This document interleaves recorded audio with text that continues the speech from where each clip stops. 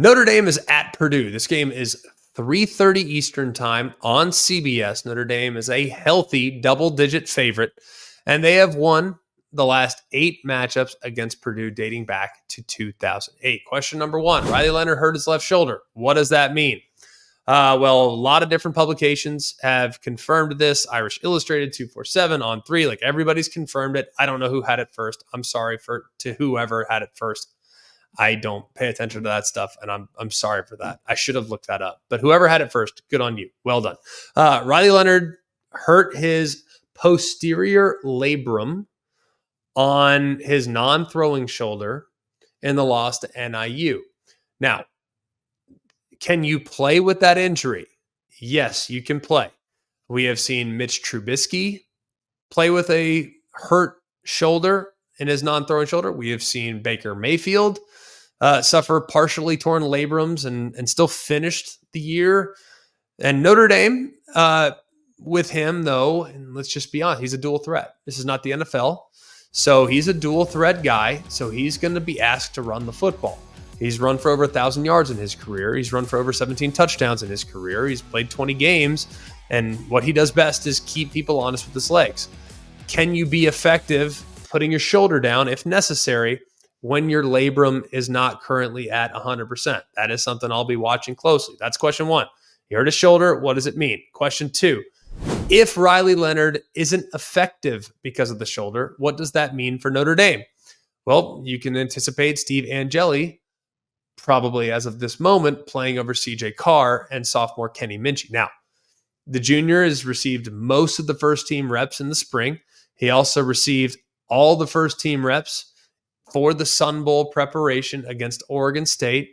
And against Oregon State, Angeli played pretty well. He was 15-19, 232, 3 touchdowns, also ran the ball pretty well. And on the downfield throw, something I think is going to be really important for Notre Dame as they continue to move forward, he was 3 for 5 on passes that traveled 20 or more yards downfield. And those 3 went for 108 yards. So far, just so you know, Riley Leonard's 0-2 with an interception on throws like that this year. So if they do have to go to the backup at some point because of injury or ineffectiveness, I do think they have some capable backups there in South Bend. Question number 3. Can Notre Dame's offensive line create some consistency? They ran 19 plays, gaining 139 yards and 7.3 yards per snap on the 2 touchdown drives last week. The other 44 plays accounted for just 142 yards and 3.2 yards per snap. Part of the reason why, if you watch their offensive line, they did not win along the offensive line, especially in the interior of their offensive line, where you have guys that have played. They got pushed around, and it was a bad performance. Not going to try to spin it or anything whatsoever. It was a bad performance. That offensive line has to be better. If they're not, they're going to have their hands full. Question 4, Hudson Card just had a lights out performance. Can it continue? He completed his last 17 passes he attempted during week 1, which is the longest completion streak by a Purdue player in the last 15 years. It's the longest streak by any Big Ten player has had in this time frame is 26, and that was done by Graham Mertz, ironically enough. But that was from 2019 to 2020. So kind of crazy that it went over the course of 2 seasons. So looking at all this stuff, right now, I think Hudson Card is very, very comfortable, but I think they might be a bit one-dimensional because question number 5 is, can Notre Dame's defense go from fine to dominant? Now, in 2 games, they've allowed 2 touchdowns and 5 field goals with just 1 touchdown allowed on 4 red zone penetrations. Okay, A&M scored 13 points on their home field. Northern Illinois scored 16. All right, on paper, things feel pretty good for Notre Dame's defense. But the problem is they couldn't get off the field in the second half of the game against NIU. They had 11 minutes in the third. They had 11 minutes time of possession. NIU did in the third quarter. 11 minutes in the fourth quarter.